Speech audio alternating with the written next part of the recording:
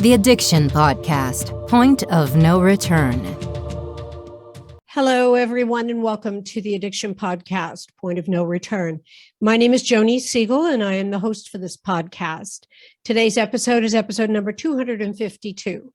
It is February in the year 2022, and we sincerely hope that this is the year that you or your loved ones become clean and sober. We have an Instagram account, and I love hearing from people who have maintained their sobriety. So if you have become clean and sober and have maintained your sobriety, reach out to us and let us know, because we just hope that we're reaching people, but we don't often hear back from you. So let us know if this podcast is helping you in any way. That's our purpose, is to help you and to give you hope. We have done a couple of episodes where we talk about Purdue Pharma and the Sackler family. We are going to do a couple more of those. But today we have an interview, and today's interview is with a woman named Pam Gaslow. She has designed catalogs for J. Crew. She's performed stand-up comedy, even worked as Henri Bendel's only female security guard. She has had an eventful life, including once being threatened by her family with disownment over her depressed hot girl blog. And it's about to get even more so with her personal confessional, Don't Bring Your Vibrator to Rehab, a somewhat comedic memoir. It's a hilarious chronicle of her journey towards sobriety from a toxic marijuana addiction, told with candor, honesty, absurdism, and the trademark wit that has brought her to comedy club stages across the country. Before I introduce Pam Gaslow and have her tell us her story, I want to remind you to please subscribe to this podcast wherever you listen to podcasts. Also, we send out an email every week with not only just the episode that has gone up, but we recently have been sending out information about how you can write to the Department of Justice and ask them to please wear their hat and do their job as regards prosecuting the Sacklers for criminal activities with the marketing of OxyContin. So if you would like to be on our email list, please go to our website, theaddictionpodcast.com, and you can sign up there. We won't spam you. I send out an email a week. The only time you'll ever get more than one a week is when I have been negligent, excuse me, and not sent out the email the week before. So for that, I apologize. But we don't sell the names. We don't, we're not interested in marketing any products to you guys. We just want to keep you informed about the podcast. Also, please give us a good rating, because that helps Google put us there at the top of the list so that people can find us. We've got a YouTube channel, which I'm sure you know by now. So please go to our YouTube channel and subscribe, and also give us a thumbs up there on our various videos. Let's talk to Pam Gaslow. So Pam Gaslow, right? Yes. Thank you for being on the podcast today. I appreciate you being willing to share your story with us. Thank you for having me. Absolutely. Because we know that every time someone tells a story and shares their own story, we know it resonates with people who are listening. So that's kind of why we do this. So take us back to the beginning. Where did you grow up? I know I read in your bio that your drug of choice was marijuana. How did you get into that? How did that all evolve? It's funny. I didn't talk about this in the book, but the first time I smoked pot, I think I was probably like 14 or 15. And I think I was just like a regular pot smoker, not too much really. And then one night in high school, I had a really bad experience, and I kind of had like a panic attack, which is, I guess, what it was, what I found out in hindsight. And I didn't smoke for many years. And then in college, I started to a little bit again, because I was like really scared and traumatized from that night. And I just thought I was going to die. Like, that's all I kept saying. I'm going to die. I'm going to die. So that was just like a bad experience. But then, through college, I smoked a little bit. But then after I graduated from college, I think I was living alone in New York City, and somebody left a bong in my apartment. And then I just, was like, oh, well, this seems like not such a big deal. So then I started, smoking on the regular then, and drinking a lot. So that's how that all progressed. Okay. So it's interesting, and I have to just kind of make an editorial comment that I'm really glad that you're talking about marijuana because, well, we will get flack because there are so many people who think that marijuana is the greatest thing since sliced bread and it should be legalized across the boards everywhere. And so when we can talk to someone like yourself who's had bad experiences with it, and would you say you became addicted to marijuana? Oh, completely. Yeah. So, Yeah. people say, oh, it's not addictive. You can't get addicted to it. Well, it's not true. And so I appreciate you telling, your experience because obviously it was addictive. So when you had the bad experience, Pam, did you suspect, was it laced with something else maybe? I did. That was my reaction. And I was like screaming, it's laced. I mean, I was, 16 years old and I was screaming, it's laced, but so many other people smoked the same pot, so nothing happened to them. So I don't know, just something in my body that didn't react well. Right. Right. Yeah. And the other thing I've said many times on the podcast is that really when you do drugs, whether it's marijuana or any other kind of drug or alcohol, you're playing Russian roulette. You don't know how it's going to affect you, and I could have smoked the same joint and been just fine. And it didn't react well with you, That's also, it's in a way, it's good that happened to me at that time because it scared me so much from doing other drugs, which I've never tried any other drug. So I was literally, like what you just said, I'm like, I don't know how I'm going to react. I felt like I was going to be the girl that jumped out the window. So it made me terrified. Right. So you picked it up again in college. Yeah. Okay. And then how did it progress from there?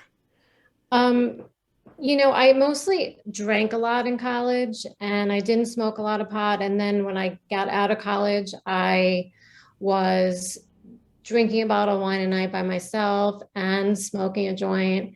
And that's when I was like ready to call people on the phone because I was, in a good mood. And it was just kind of sad. And it was like progressing. And from there, I eventually at 26 got sober. I had someone come into my life who had basically lost everything and was like right out of treatment. And I looked at him and I thought, this could be my future.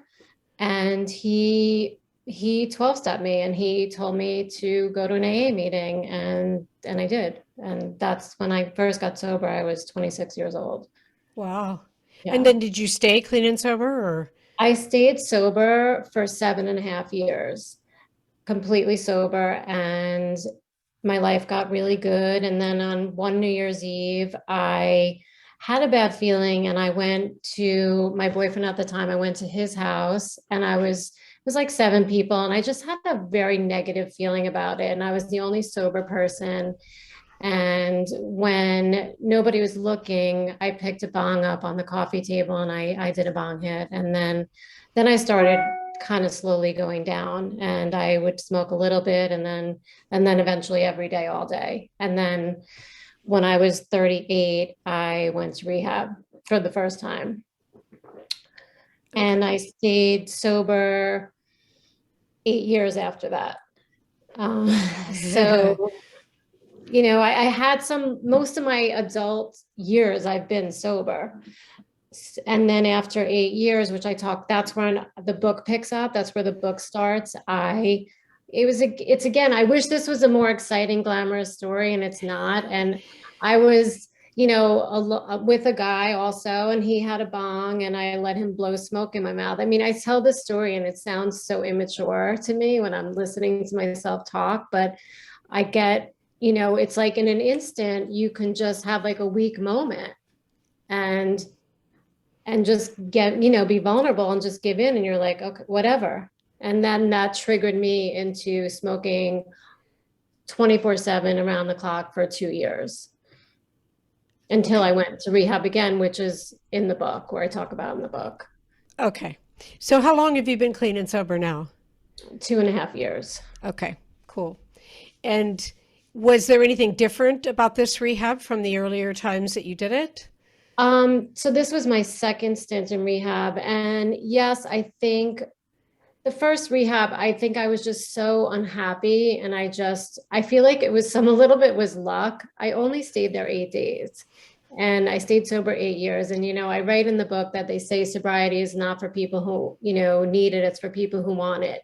So I think I really wanted it. And I also hated rehab so much that I just never wanted to go back.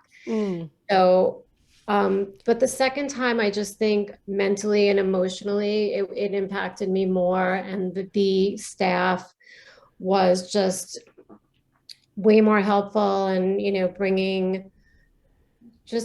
helping me understand like myself and how I treat myself and how my thinking and changing my thinking and all these kinds of things. And like that, you're not a bad person because you're in treatment, you're a sick person getting well, and that it's an esteemable act to help yourself and to be there. When you get to rehab, you're at such a low point that your self-esteem is so poor, and I hated myself. But to flip that around and look at it as a positive, like, no, you're a strong, brave person for coming here, not a loser for being here. I think you make a very good point there, because you're exactly right. You're not a loser for going to rehab. You have to be, based on everything I've heard, you have to be incredibly strong to get through rehab. It's not easy. Yeah. And, you've done it more than once, so you know that. And also the impulse to like want to leave there and want to run away. And like, I literally thought to myself, like, where are you going to go if you leave? Like, are you going to go home and continue doing the same thing for how many years? Like, you can't leave, you're stuck, Yeah. But it takes a heavy duty confront, I think, to go through rehab, because you have to, first of all, confront the fact that you need help and that maybe you can't do it by yourself, all of which I think are very hard things for a lot of us to realize, that maybe we need someone else to help us get through it.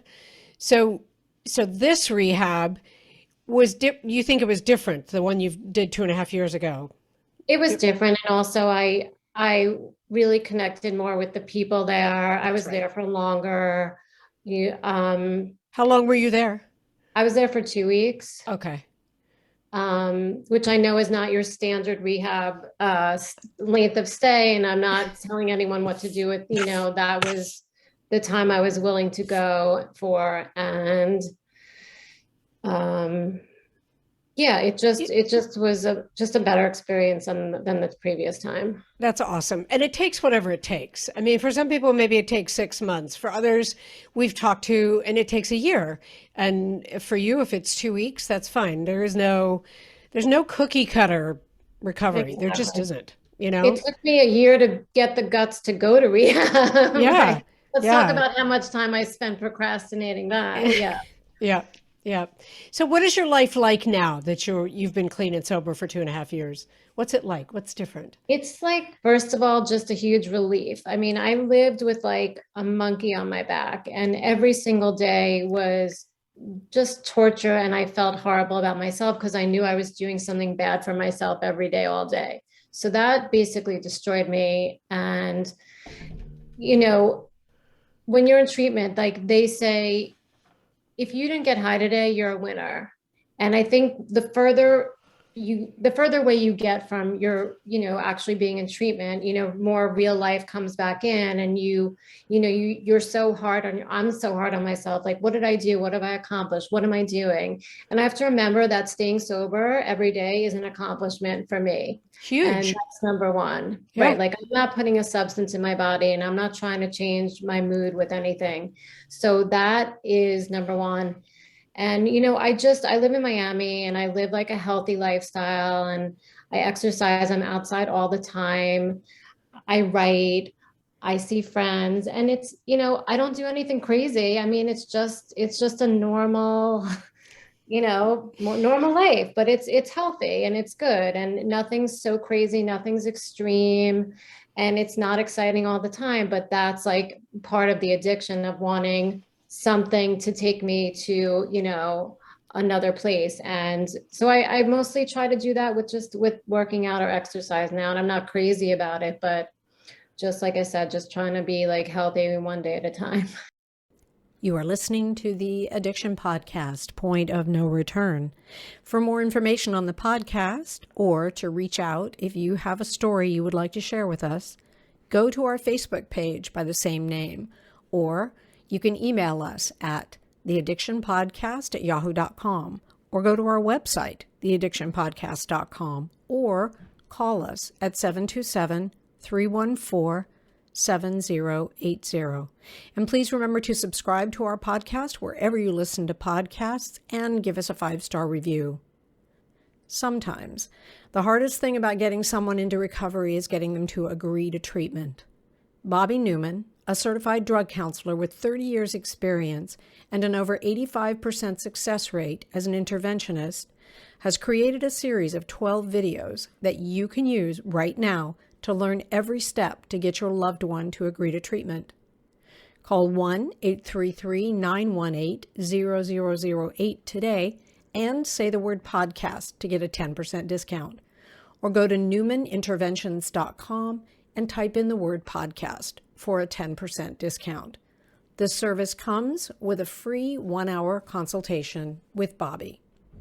And I think that's huge, because I think the main thing that you end up doing is that you have to live life without the crutch of, marijuana or alcohol. You have to confront it like everybody else does, but get through it. And it's maybe a little bit more difficult because you've gone through what you've gone through, but you're doing it. And I think that that's huge.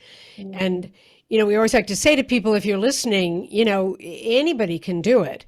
But you have to make that decision, and you have to just really, you have to care enough about yourself, I would say, to get through something like that. Yeah. I mean, I was just in such a dark place, in such a hopeless place. And I just, I'll basically do anything to avoid going back there.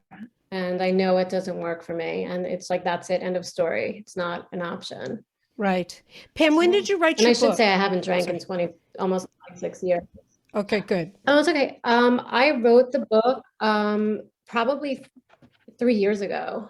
Okay. And which I procrastinated with that too. And I wrote it and then I put it on the shelf for a long time.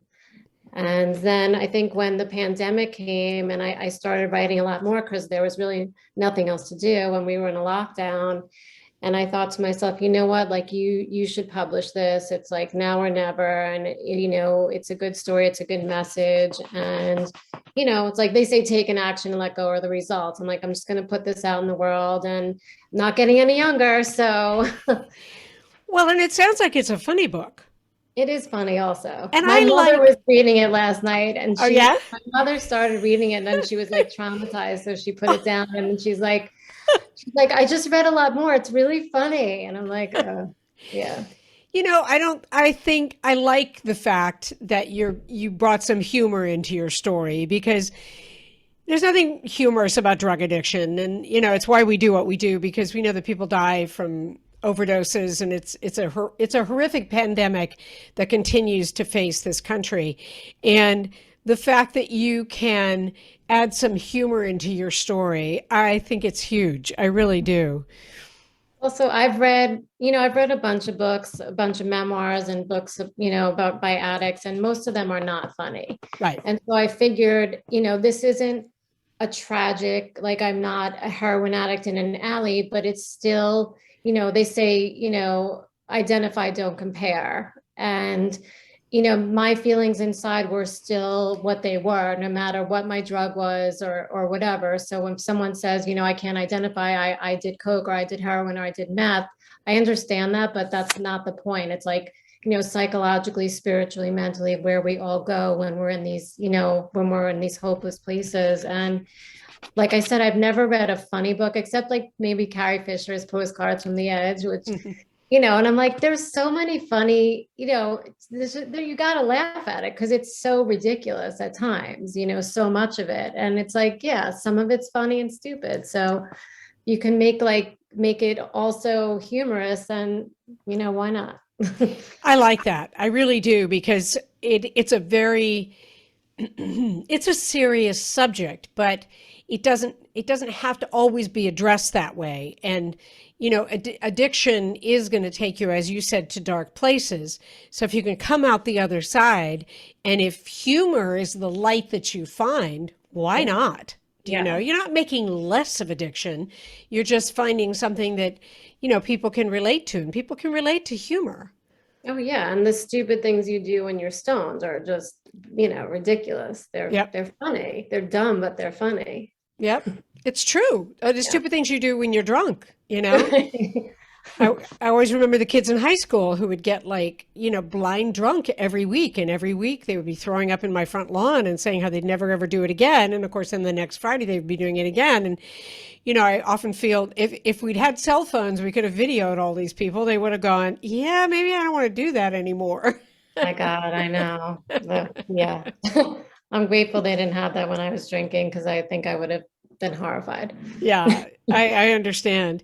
Now, are you still doing comedy? Because you've actually done comedy, right? Yeah, I've done stand up. I haven't done it in a while here. I mean, Miami's not really the stand up capital, but I've performed in New York, and I've done also some in LA, but no, and especially since COVID, I did perform right before that.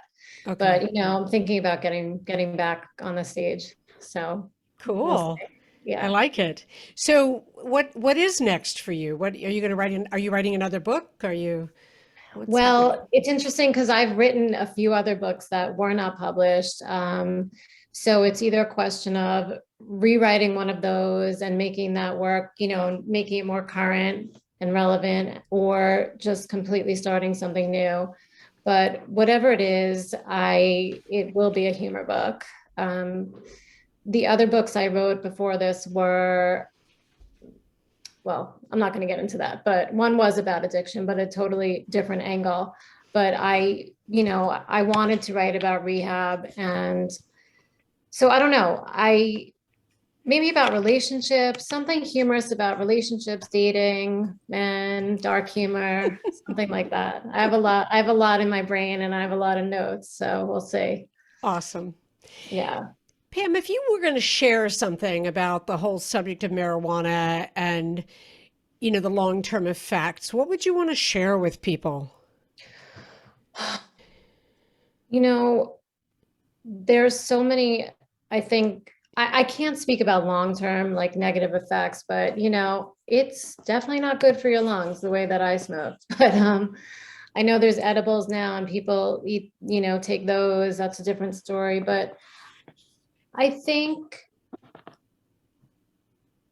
it's hard for me to, I think so many people don't understand how you could be addicted, how like I was. And so many people smoke marijuana and they're fine.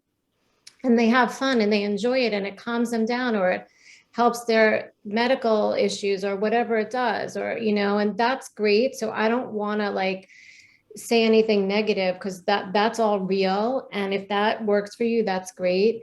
But I think there's also a lot of addicts that smoke a lot. And I know people that do. And even though I took it to such an extreme that I made myself physically sick.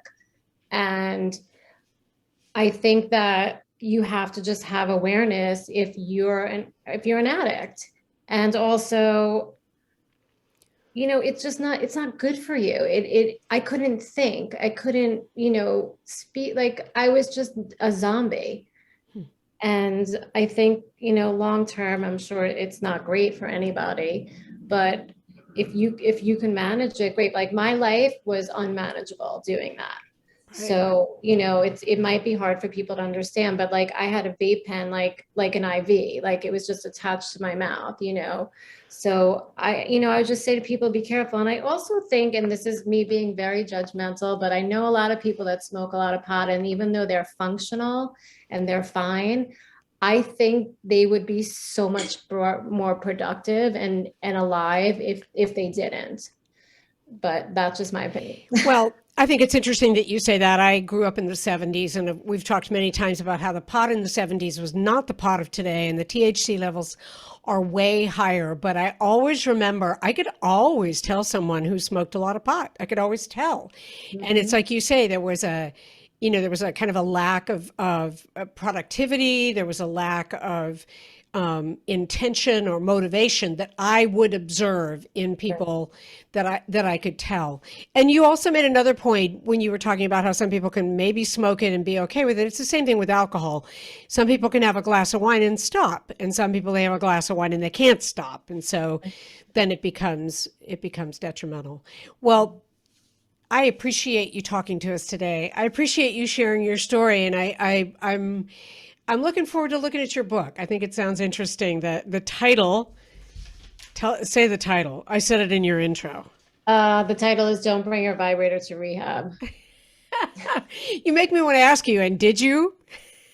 No, I mean, I got the title because when I was interviewing rehabs, they all send you information, and everyone has a list of things to bring and not to bring. And one of them said under not to bring sexual devices. Okay. So I just thought that was funny, and I went with that. I was going to call it Don't Bring Your Teddy Bear to Rehab, but vibrator is better. It's way funnier. And it's available on Amazon and anywhere, right? People can get books. Barnes & Noble, Amazon, wherever you buy your books online. Yes. Okay, perfect. Thank you so much, Pam. I appreciate, again, just sharing your story. It's, and I really appreciate that you have good commentary on marijuana, because definitely not excited about it being legalized everywhere. Don't think it's a great idea. Agreed. And so we'll take some flack, and there you go. Don't really care. Want people to be clean and sober. So shoot us. There you go. Okay. Anyway, you have a great rest of the week and month, and thank you again. Thank you so much. Fascinating interview. As I said in the interview, and I'm going to say it again, this pandemic is extremely serious. People are dying. I like the fact that Pam has brought in a little bit of humor into her own story. And if it can maybe lift people up and maybe give them some hope, well, then that's what we want. Once again, don't forget to subscribe to the podcast on YouTube, and also subscribe wherever you listen to podcasts. We're going to be back again. We're going to have a few more people talking about the Purdue Sackler fiasco criminal activities. That'll be next week. And we'll talk to you again. You have been listening to the Addiction Podcast, Point of No Return. For more information, reach out to us on Facebook or go to www.theaddictionpodcast.com. Our email is theaddictionpodcast@yahoo.com.